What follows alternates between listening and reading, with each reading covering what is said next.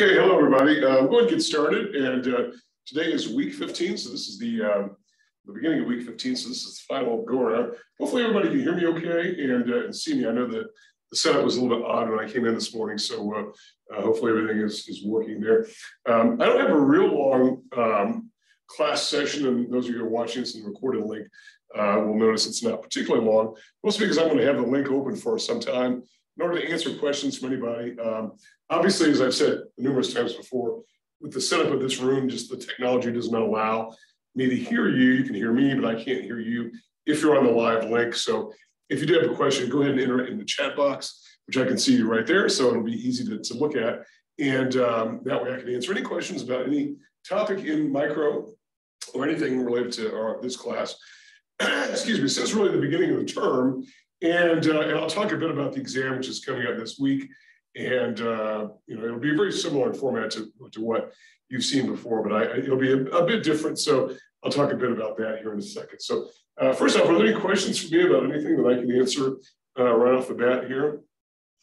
And I realize that a lot of you, most of you are going to be watching this as a remote, non-real-time sort of Zoom link. So that obviously you'll miss that opportunity. But if you're doing that and you just want to get with me, whatever, today, tomorrow, whenever, Wednesday, feel free to get with me and say, hey, look, can you explain, whatever, externalities, or explain what marginal social cost is, or something like that, or whatever the topic is. I'm more than glad to do that. So, okay, so I want you to, feel free to be able to do that. So let's start with the exam itself, and I'll give you an idea what the format is. So the final is going to be available on Wednesday. Oh, that doesn't work, does it? Shoot. Okay, so the final exam is going to be available on Wednesday. It's going to be, what I'm going to do is I'm going to basically handle this very similar to how I've done the first 4 exams in the class. And I think that probably as we go forward with these attend anywhere, sort of class arrangements, we probably won't have these open Zoom links during exam days. We'll probably just have a regular class session and have the exam as a Brightspace exam, something like that, because we did have a little bit of trouble getting through a couple of the chapters I really wanted to get to. And I think it was mostly because we're sort of feeling our way with regard to the Attend Anywhere, which is the first semester we've done it here in this department in Econ. I've done it in another setup, but not here. So I think it was just a matter of us trying to figure out, how many people are going to show up in class versus not in class. And it turns out that people really don't want to come to class that much, which I guess should not have been a surprise. But I do attend and look online at the either the live Zoom link or the recording afterwards. And so it's not surprising. But I'm going to have the exam available on Wednesday. I'll have an open Zoom link. So if you do have questions on Wednesday, it'll be available. I'll be available to you, and I'll be available anytime anyway. So it's going to be available Wednesday. And that is the 20th. So available on the 20th. So what's going to consist of? It's going to be 50 multiple choice questions, okay? 50 multiple choice questions, so it's a little bit longer, but the good news is you're gonna have a bit more time. You're gonna have 2 hours. So 120 minutes, oops. So that's a little longer time frame in order to complete the exam than the 90 minutes and 40 questions. So you'll get actually a little bit more time per question. And that might be necessary, mostly because of the fact that these questions are gonna be what we would call a comprehensive exam.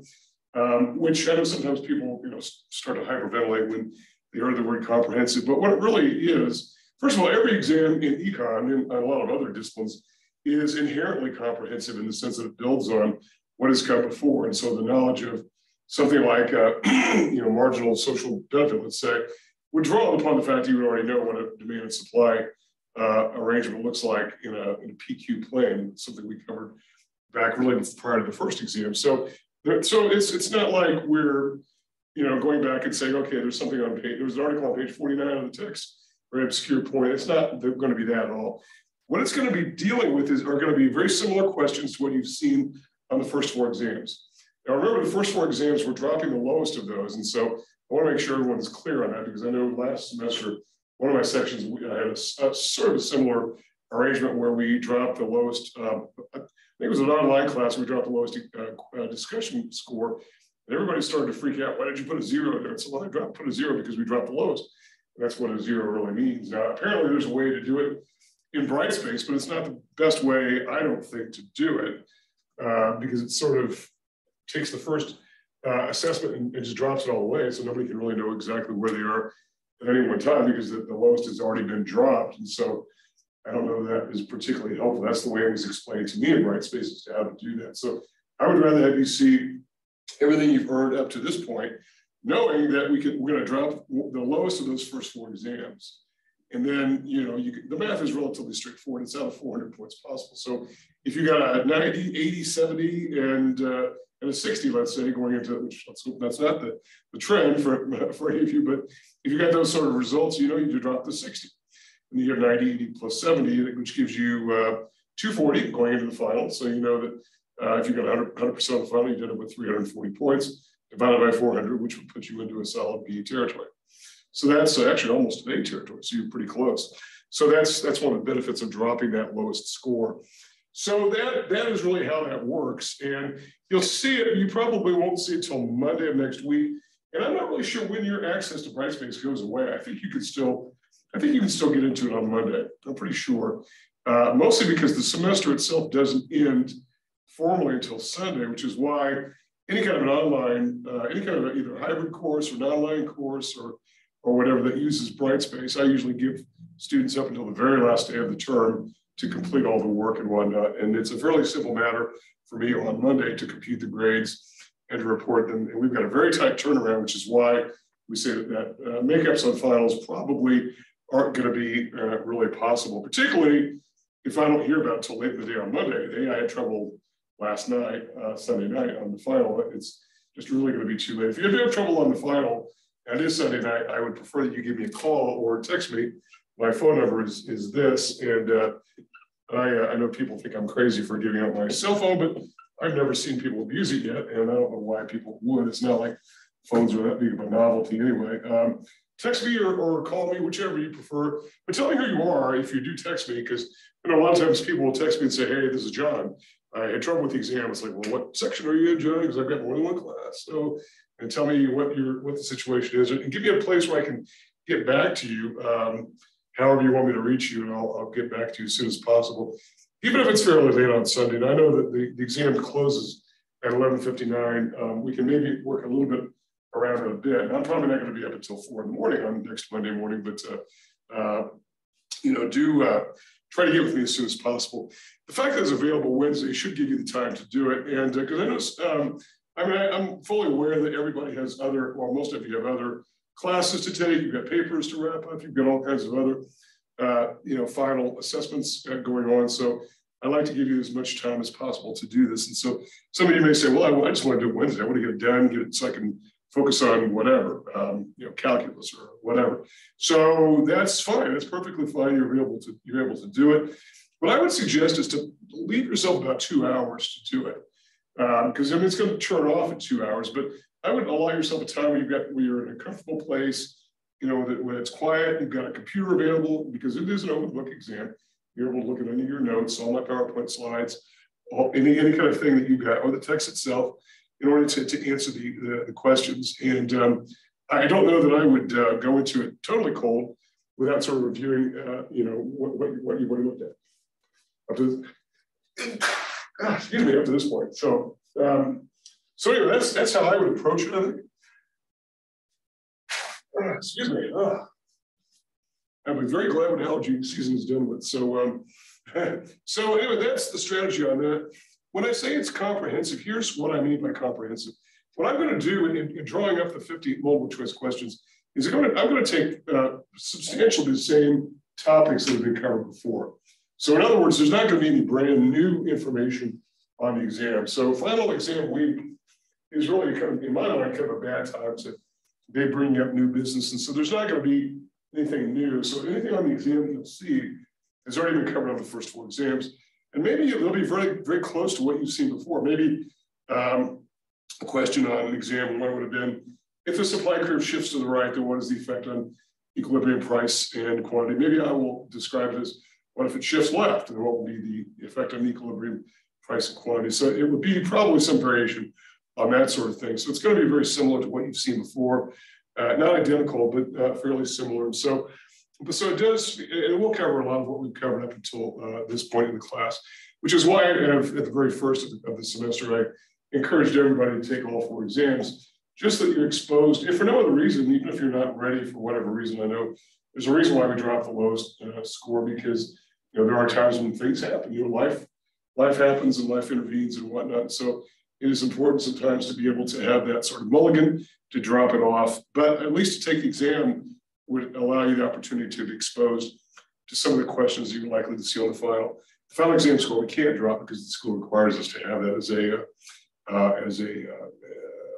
a final formal assessment of the class. Okay, so so that's going to be the setup. Now, once again, you can take it in class on Wednesday if you like.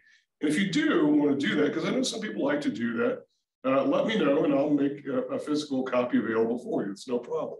Or if you want to take it at one of the testing centers, that's also no problem.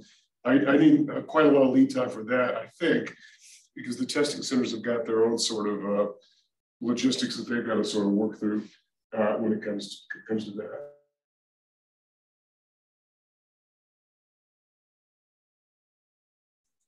But I think their logistics are easy to work with if that is the case. And I think they just need a bit of lead time and whatnot in order to do that. So it'll be available on Brightspace. And hopefully we won't have any kinks with Brightspace. It'll be up and available for you to work on. And so what's going to happen is you'll see it'll be the same format as before. Same presentation and whatnot. You'll be able to see your score right away. And those will be auto-populated. You should be able to pretty well be able to compute your final grade. Just remember, take the first four exam scores, drop the lowest, and then that gives you an idea of what you did on the first. Well, it gives you an exact idea of what you did on the first three, and then the final exam. And that should so there should be no surprise when the final grade reporting is done. I've got to report final grades on Tuesday, the very latest. And when I say it's the very latest, that's usually that's sort of the very much of a deadline. I try to get mine in on Monday.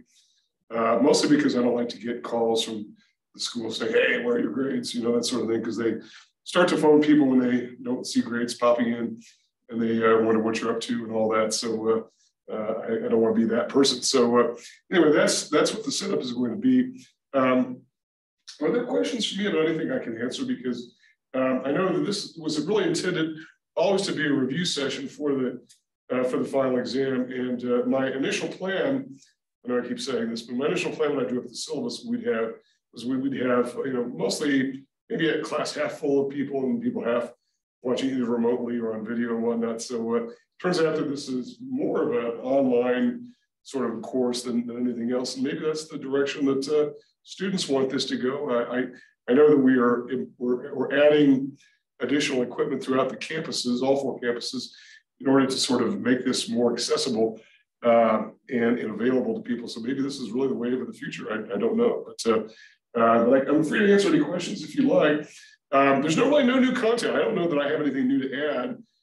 There are things that we did not cover that was my plan, particularly in that 4th segment leading up to the 4th exam. I really wanted to get in public goods, private goods, the issues of rivalry and excludability. That's a pretty important topic that I just didn't get to just in the lack of time.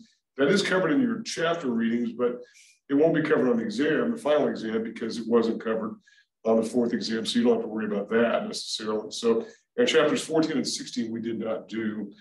16 I wasn't so worried about because it was a fairly small chapter, and it's kind of an interesting chapter too. It's particularly good for those of you who are going to pursue a business career. The whole idea of risk and insurance, I think, is interesting. It doesn't seem to have, that topic itself doesn't really seem to have much of a home throughout business schools. In my experience, having taught business schools for a while, where do you talk about insurance, for instance? And and so this is sort of a lead, unless you study insurance in an insurance program, of course. So, but that was an interesting topic, but it won't be covered as well. So, but we will talk about things like externalities and things like elasticity that was covered back in chapter, I believe it was 5. We'll talk about the role of government, circular flow model, production possibilities, obviously demand and supply. Market structure is a big element of it. Market structure we covered several weeks. Dealing with things like how firms are organized, and within that, that broader topic of how industries were organized, that is, how industries were organized, comes the issue of the cost of production and how cost and barriers to entry are all very important factors in making up the determination of what kind of market structure we'd be talking about any one particular time, okay? So those are all important topics. And so anyway, so that's the setup. And I don't know if it's a good thing or a bad thing that this is a very short class session, but the intent was to always have sort of a review. So what I'll do is I'm going to stop the recording now for those of you who are watching the recording. Anybody who wants to join the live link, I'll hang around for a bit and answer any questions and hopefully be able to handle that all in real time. Otherwise, feel free to get with me up until Wednesday and even afterwards, I guess, if you do have a question, or if you're looking at the exam and you think maybe there's a question that doesn't make sense or is quote unquote defective. It sometimes happens. Let me know as well. If it's defective, just send me an email saying, hey, I think you have a bad question. And what I'll do is I'll just go in and adjust everyone's score accordingly. And it does happen where sometimes mistakes are made in the creation of those, okay? Okay, well, I will sign off from here. Everybody have a great rest of your week. Good luck with the final. Feel free to contact me if you need me, and I'm available. So, and have a great summer if I don't talk to you.